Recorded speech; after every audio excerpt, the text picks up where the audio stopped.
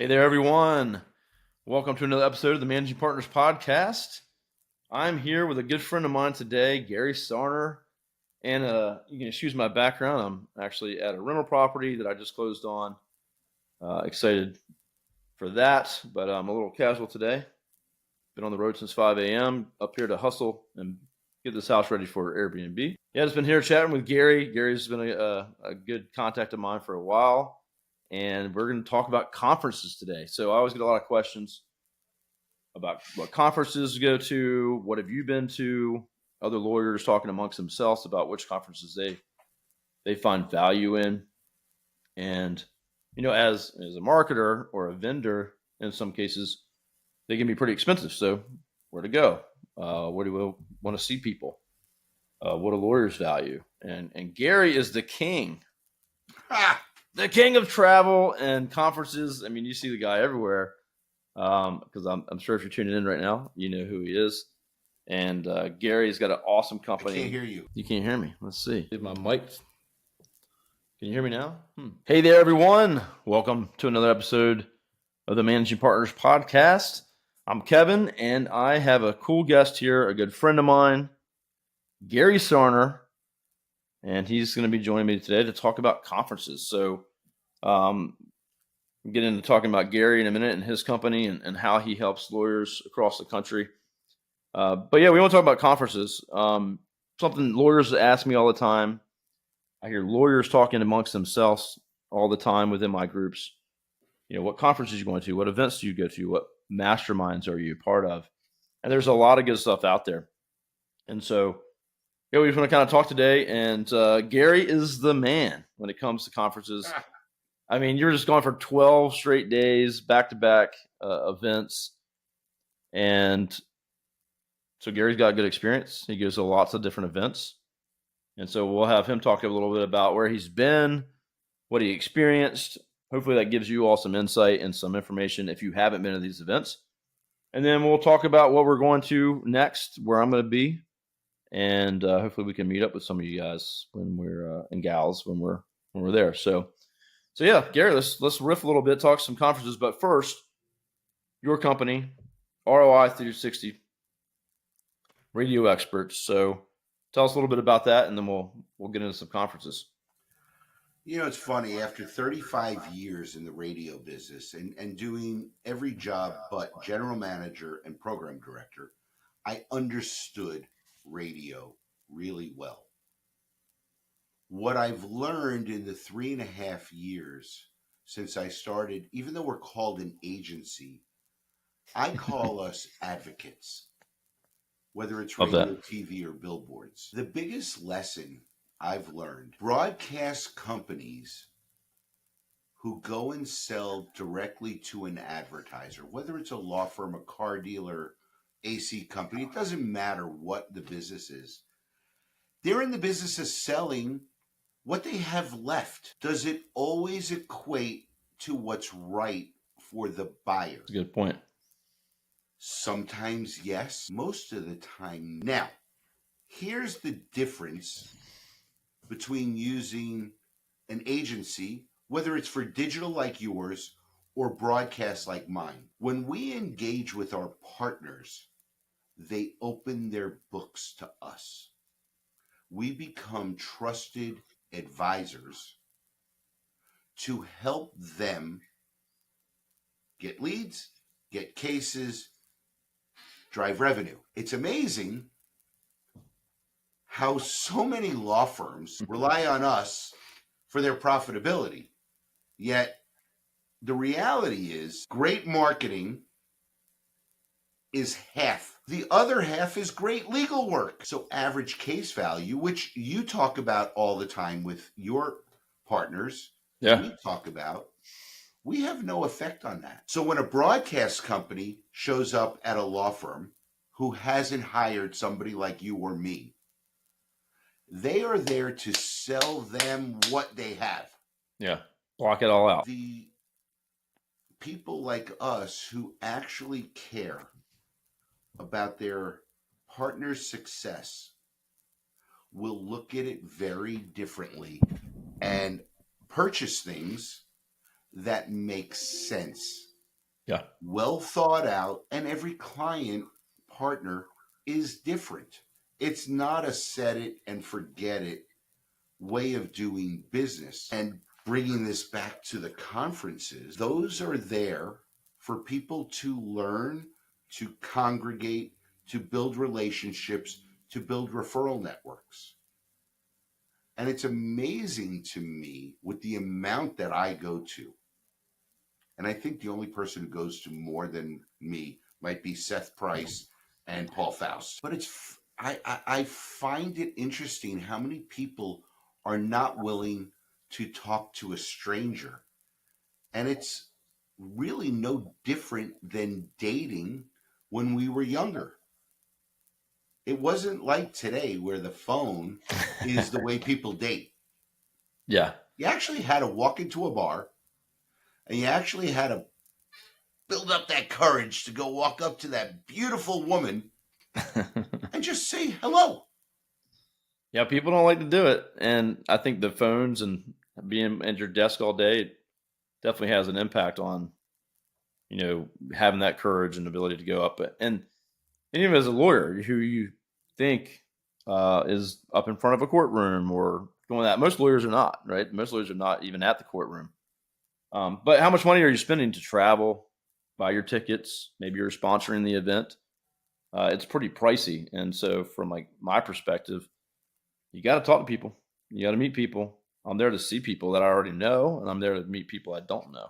It's the biggest investment we make as partners to law firms is to be at these conferences, and my only hope and expectation when I go to a conference is that they have grown their base of people, not on our side, but on the lawyer side.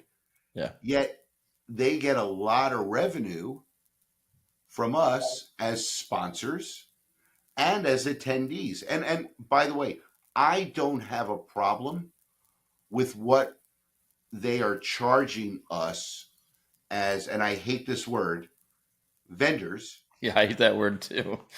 because the day I become a vendor to somebody, we shouldn't do business together, because the relationship starts at these conferences, whether it's a cup of coffee, it's a cocktail, it's a group dinner. Yep. And by the way, when you go to these group dinners, it's amazing to watch how people strategically put themselves where they want to be. And sometimes you get stuck next to the wrong person. It's It's bound to happen, right? and you have no choice. You're there. It's not like you can just get up and leave. Well, yeah, 100%. And my expectation is just to meet people and just have good conversations. And it's not selling. It's hey, this is what I do, and here's what I do in the industry. Here's how I help some folks. And Why it leads to relationships and conversations, and it's not forced. why do people choose to work with a new partner? Trust, likability, friendship, and excellence in what you do. It's funny. I started 3.5 years ago, me, myself, and I, just doing what I do, hoping to meet people. We have a staff of 7 now. And I always say to new hires, okay, I'm going to walk into a room of 100 people.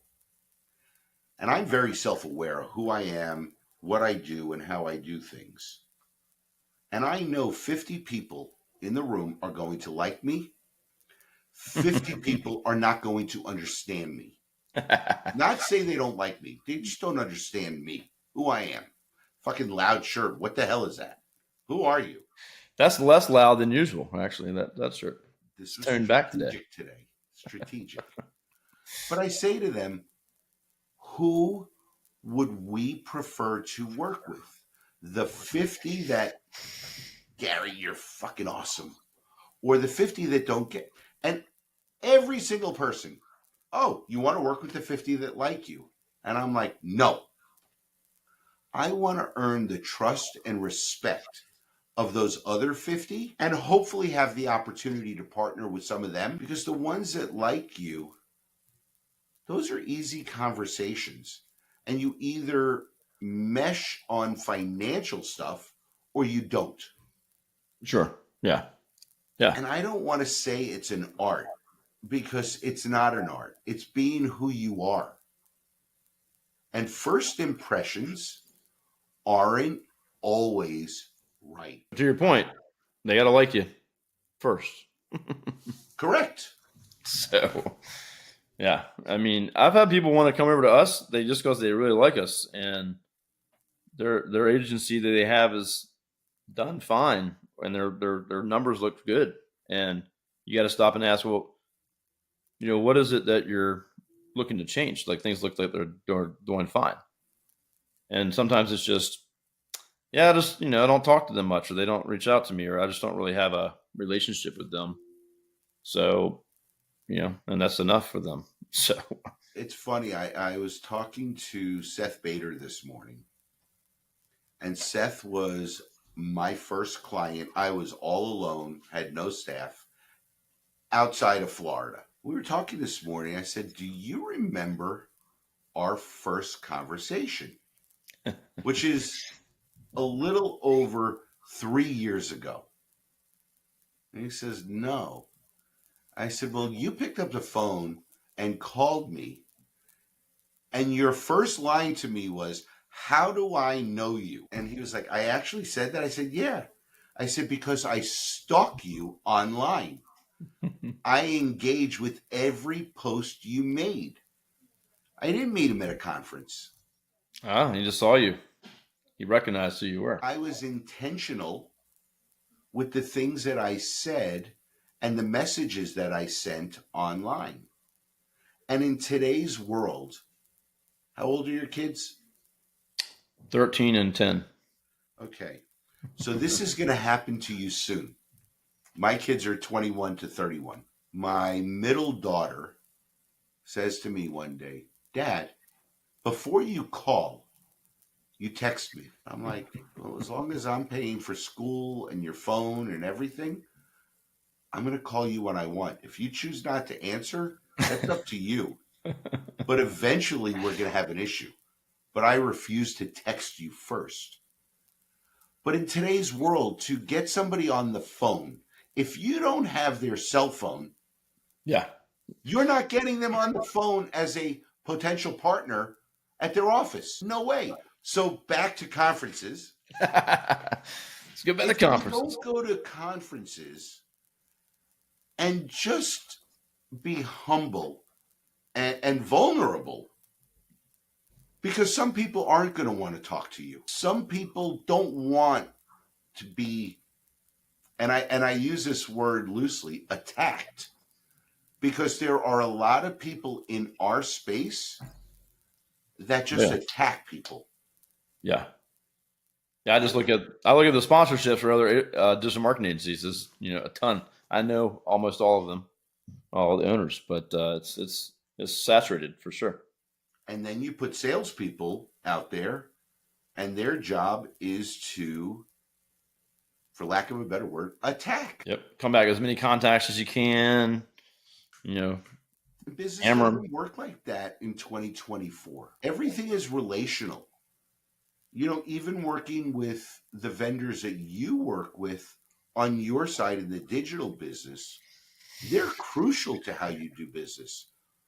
The people we do business with, the radio stations, the television stations, and the billboard companies, they are as important to us as our partners in the legal world. Because if we can't bring the right value to them, they're going to move on to somebody else who can. Yeah, you're advocating for your clients, trying to get the best spots you can for their situation. Well, again, it's back to buying for them what they need to help grow their business. It's funny. Talk about this all the time. If we wanted to go sell this Apple iPhone, and let's say the price is $1,300 for the 16 Pro Max or whatever they call it. What number are we on? We could find a way to sell that phone to everybody, whether it's the features on it or the price point. We say it's $1,300. 70% of the people are going to say no. Take the price down to $1,100. Now 50% might say no. Take it down to $500. You got a shit ton of buyers for it. Tell me how you make somebody call a personal injury lawyer who doesn't need one. Yeah. It's impossible. Not going to do it. They're not going to do it. So They don't want to call a lawyer when they need one. It's the biggest fear they have. Yeah. For one reason. Lawyers are expensive. Now, this is one of my pet peeves on billboards. Lawyers are there with their suit on, buttoned up with a tie, and they don't look like your friend that you could talk Not to. approachable, intimidating. So in digital marketing, in radio, TV, and billboards, if lawyers were looking more approachable, the copy on the digital, that's crucial. That's your world. Because I drive people to the internet. Yeah. We hope that they're going to do a branded search. Absolutely. We can see that when it happens. So if we have a client doing radio or TV, they're driving more search volume, which drives more traffic, which increases your SEO. Right? It's gonna.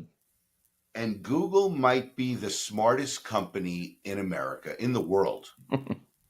When you look at what has changed over the years, SEO to PPC to LSAs to GMBs, the top of the fold is no SEO. So people who might need one of our partner services, if they are not doing the PPC, the LSAs, and their GMBs right, they're not at the top of the fold. No, not unless you go down up in the funnel, like questions.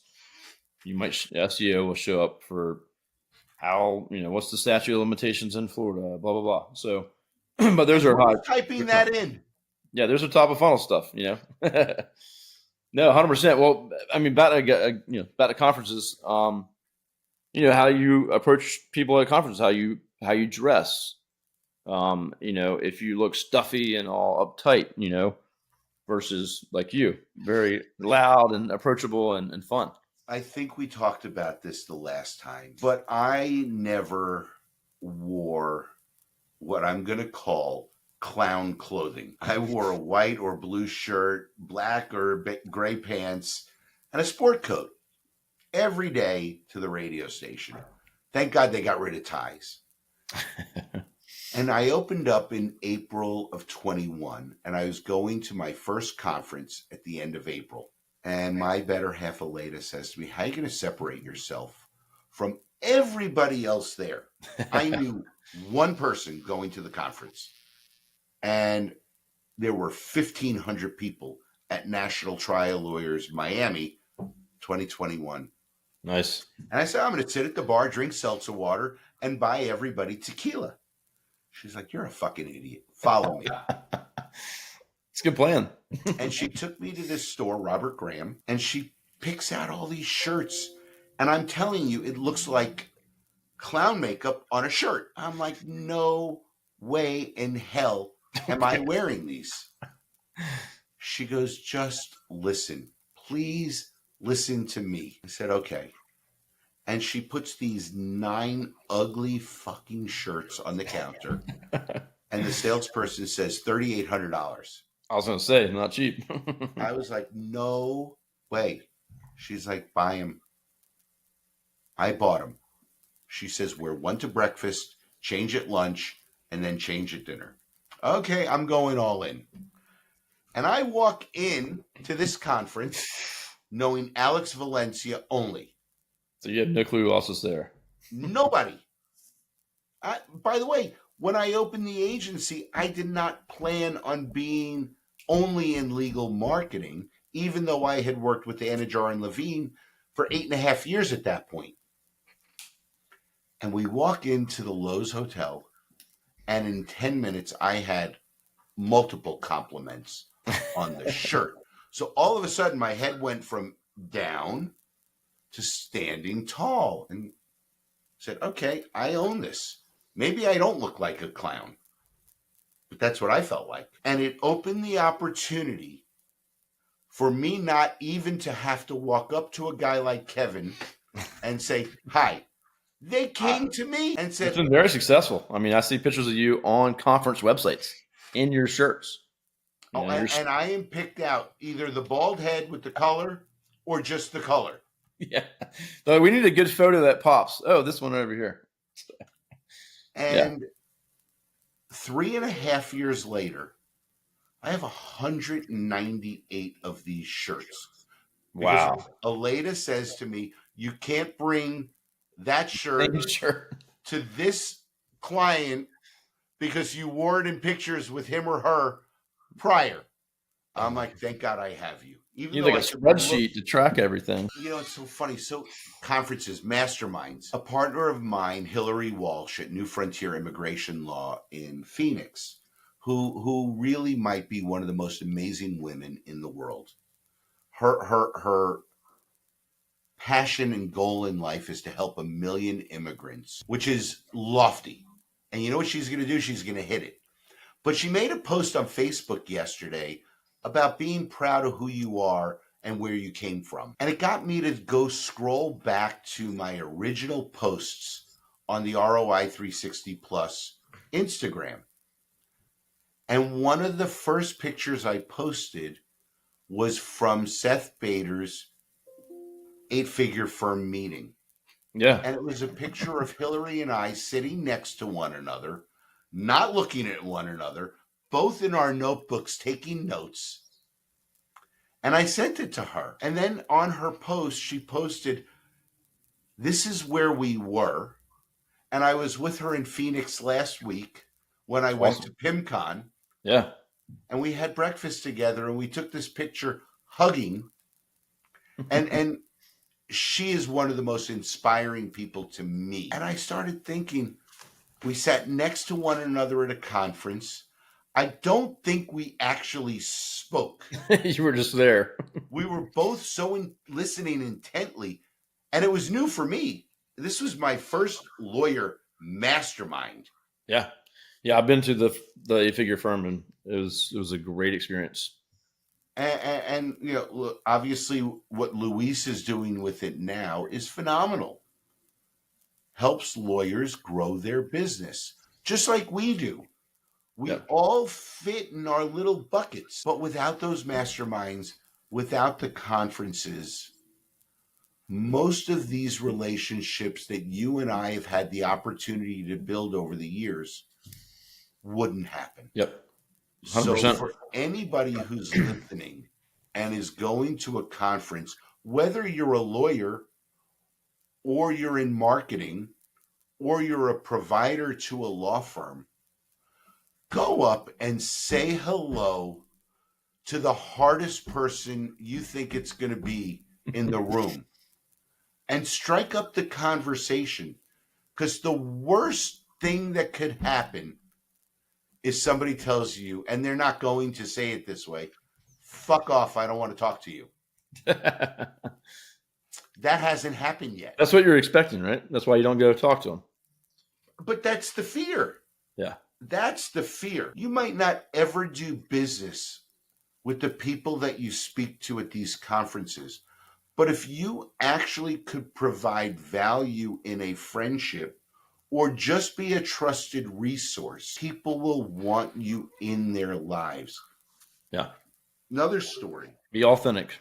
I met a guy at a conference probably 2 years ago. Now we've become Instagram buddies, Facebook buddies, voyeurs of each other's lives. And he watched one of the podcasts that I had done. And he sends me a note on Facebook Messenger. Hey, I know we haven't spoken in a while, but we watch what's going on. I want to do radio now. Well, I couldn't work with him based on an exclusive contract in the market that I had, but I picked up the phone and I called him. I had a deep conversation with him, gave him as much information as I could. and then referred him to somebody who I trust that takes care of their partners very well. And I reached out to him the other day and I said, "Hey, how did that meeting go?" And he said, "You know what? It was wonderful.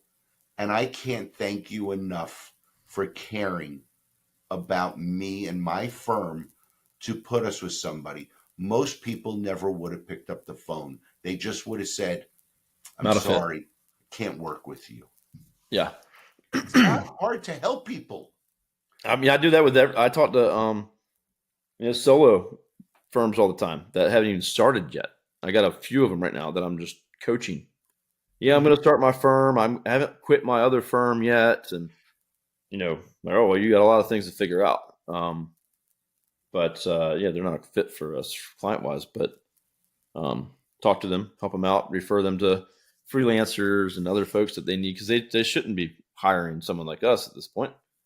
So yeah, I love doing that. And sometimes I get some pushback, like, why are you spending time with someone that's like, I need to figure out their situation. I need to see how I can help them. And maybe it's not us that's going to help them. Most of the time it's not. I want to have as many new conversations as I can, because you never know who somebody else might know. If they like you, they trust you and respect you, they're going to give your name to help somebody that they know well. Absolutely. I've had plenty of people refer me and they've never used us and decided not to use us for whatever reason at the time that we spoke. So just being real and telling the truth and providing good information. I've got plenty of referrals, just again, from someone that didn't use us for whatever reasons, that they didn't want to switch at the time or whatever, and they still refer us to someone else. That's what you want to be looking at, focused on. And same with if you're a lawyer, looking for other lawyers to get referrals and build those partnerships. Well, let's hit on the conferences that you just went to real quick, and we'll talk about the ones we got coming up, where people can see us, and hopefully we can meet some of the audience out there, and some of my guests I already know will be there at some of these shows coming up. So what have you just been to recently for the folks listening? Ones you recommend? This might actually piss some people off, and it's not my intention. But I just went to PIMCon, which obviously Chris Dreyer. I do, yeah. He's in your side of the business. And he put his balls on the table to put on a first conference. It is not an easy thing to do. No, I can imagine. And I got to tell you, he knocked it out of the park. But he did something that was very different than every other conference I've been to. And there's another conference that we're both going to that I think is following the same footsteps. Every single person that was on the stage speaking to everybody, nobody paid to play. That's nice. What I find interesting in the conference world, and I do sponsor some, and it's getting to be a little bit more as my business has grown. I don't want to be a sponsor to be on stage.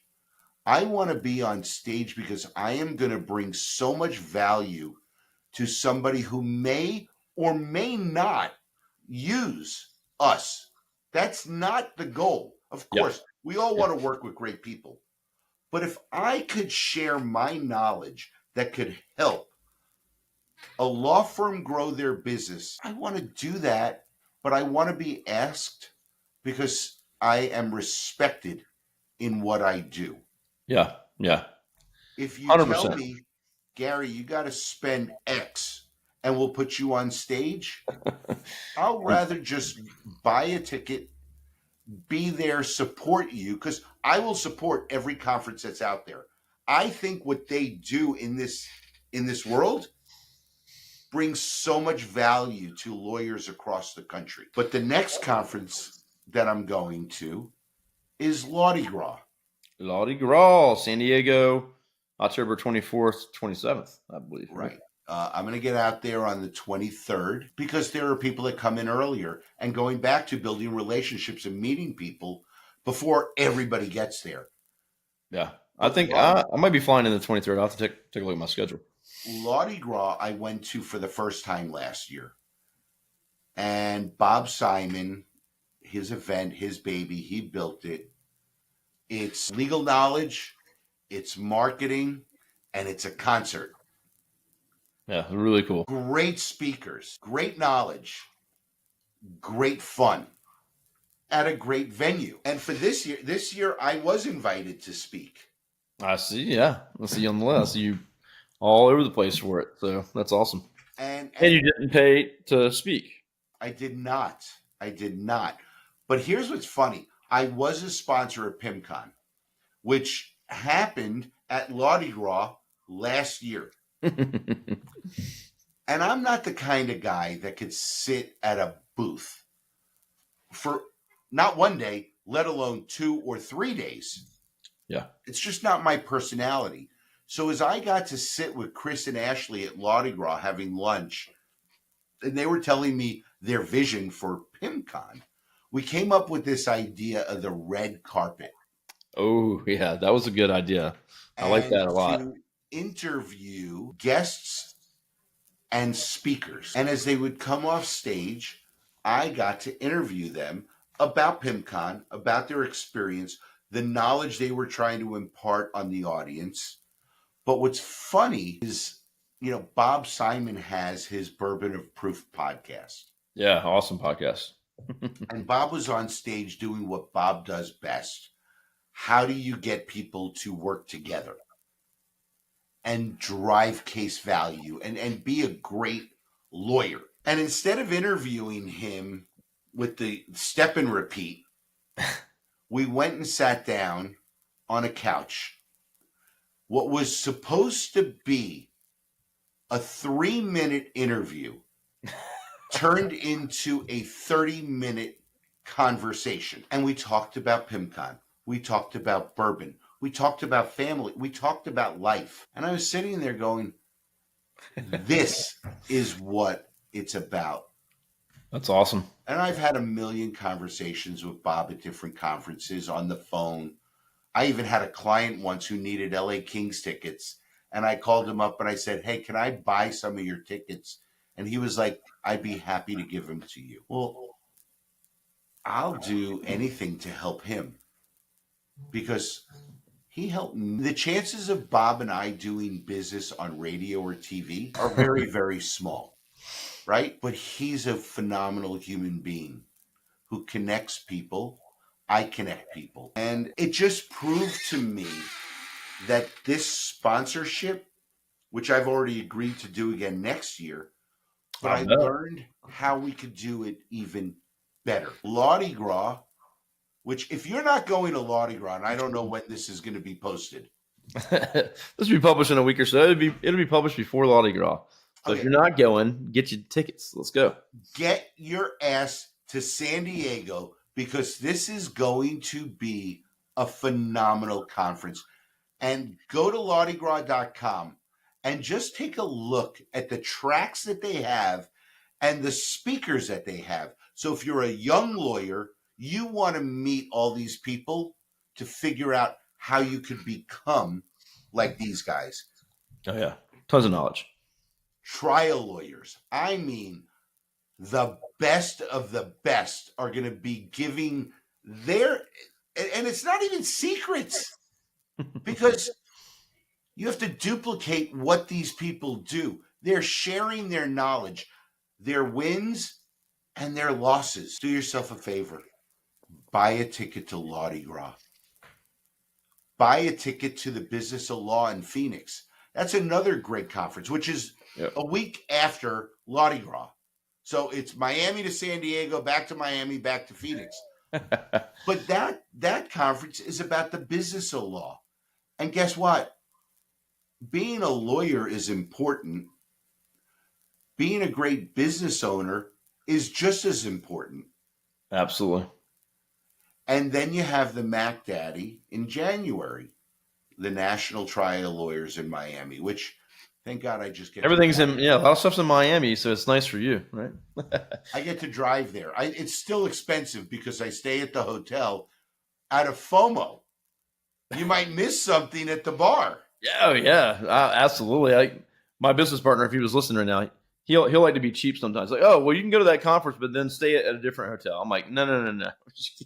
You can't do that. You got to be on site. And Never do again, that.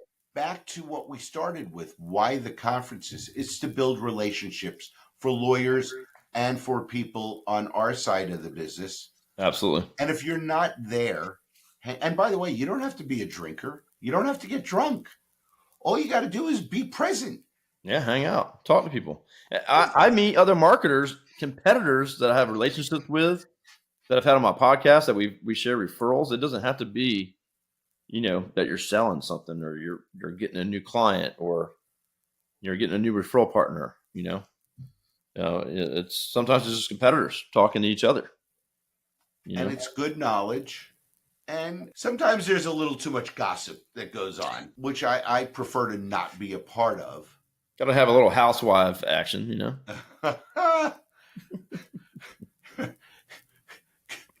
The Vegas conferences are the most interesting because I never go to West Coast time. So I'll come down for coffee at 4 a.m.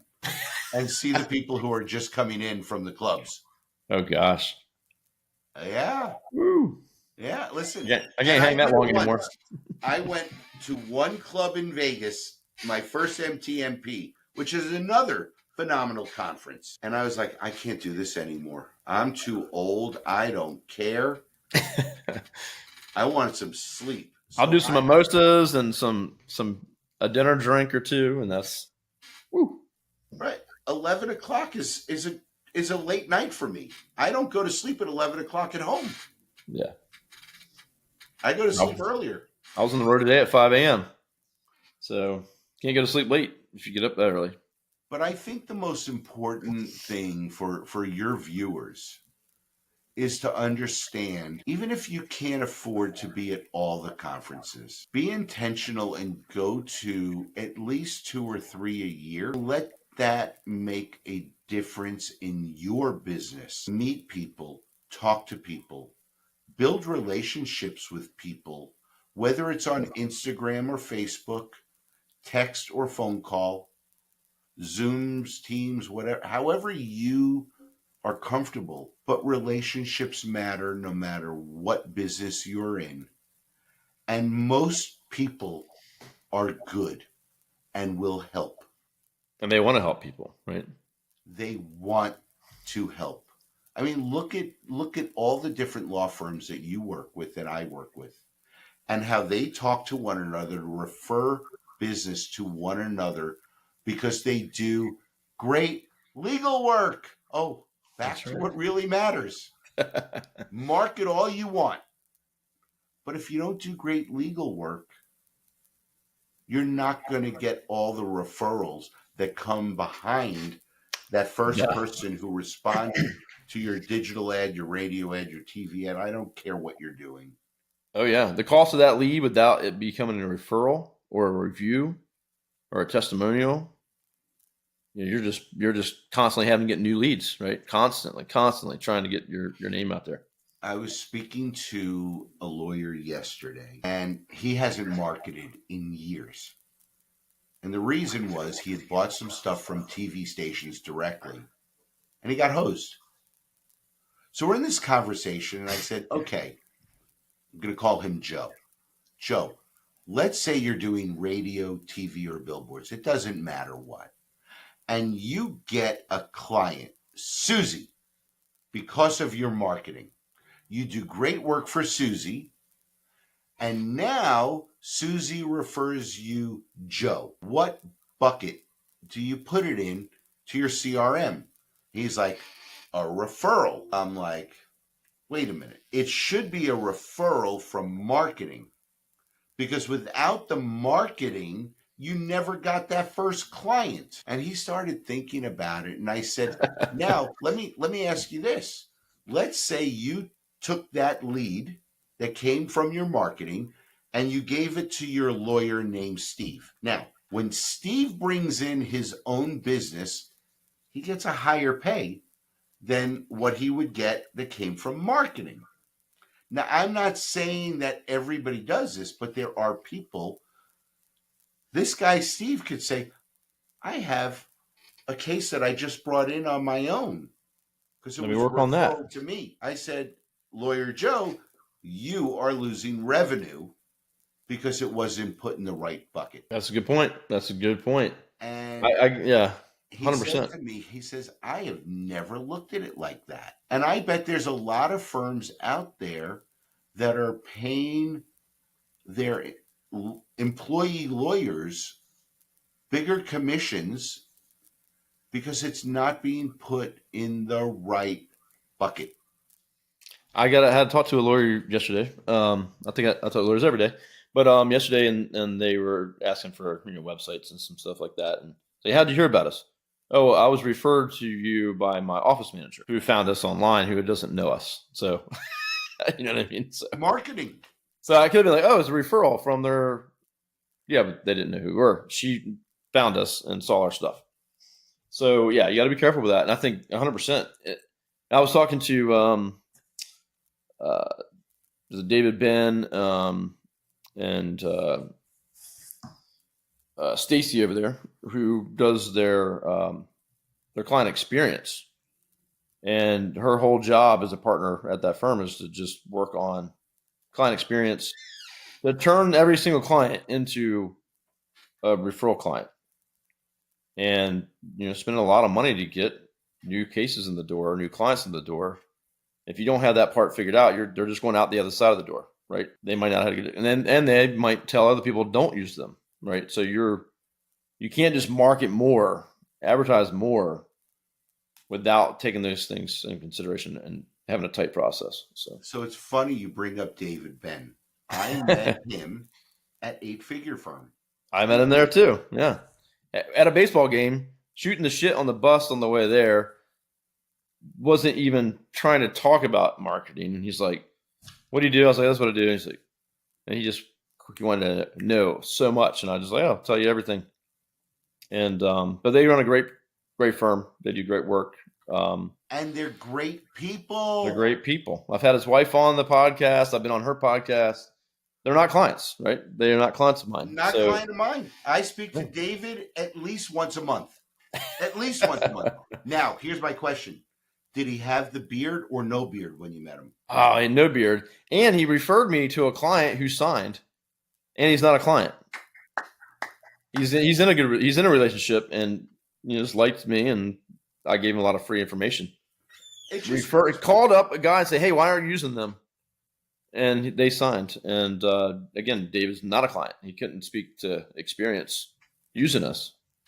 So I met him in May of this year. So that's turned into a referral within 2 months. Well, again, good people beget good people, and it starts with the conversation.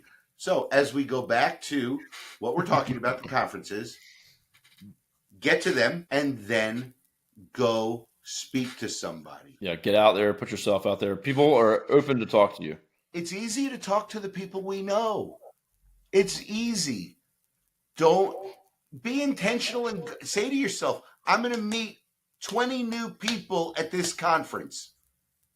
Even if you have to 20 cups of coffee, do it, because it will pay off, because you're going to meet great people, whether you do business or not. But you will get referrals some way, shape, or form, no matter what you do in the legal industry. Or business advice. Or a million different things, right? Hey, I'm stuck with here. We're all stuck somewhere, right? How do I do this? I'm stuck with this. Well, learning, the day we say we can't learn anymore is the day that we're done. That's it. The day that we're done. Well, I appreciate it, Gary. Thanks for coming on to share, your experience and how conferences helped you. I have a blast every time I go. I meet a lot of great people every single time. So yeah, I'm going to be at GLM, which is Great Legal Marketing, this week in Phoenix. Then popping right over to San Diego. I'll get to see Gary for the first time in person me and Gary have spoken many times and never I got a shook his question for you. never shook his hand. So We're gonna shake hands and we're gonna have a bourbon. heck yeah. I just got this the other day. Oh, Uncle Nearest. A guy the other day was like, "Have you had that?" I was like, "I haven't." It's like I'm gonna have to check it out. So there's a real interesting story behind this. And I think I might bring this bottle with me. Bob Simon, have you had this yet? I don't know if he's not. Maybe you. I haven't had it yet. So And I haven't opened it. So if I can Yeah, figure we're out definitely- how to bring it to San Diego, I don't travel with liquor very often. I don't check a bag ever, but in that case, you might have to. I check a bag almost all the time now. It's just so Well, much you got fun. 98 shirts. I bring 3 or 4 to a conference now. I don't change 3 times a day anymore. No more. And it's funny. I go downstairs for breakfast in shorts and a t-shirt. Hey, are you okay? What do you mean, am I okay? I don't wear this. Like today, I would not come to my office on Friday dressed like this. It was strictly for the podcast because if I'm not in uniform, I'm going to get 100 texts. How did you do the podcast in a freaking t-shirt? That's hilarious. You got to stay on point. Stay on brand. I am truly excited for us to actually meet in person in less than a month. Yep. And we'll have dinner for sure. We'll definitely have dinner. For sure. There'll be a couple bourbons in there for sure. 100%. And I'm going to make a deal with you. You ready? I'm going to introduce you to 5 new people. All right. I will do my best to do the same for you.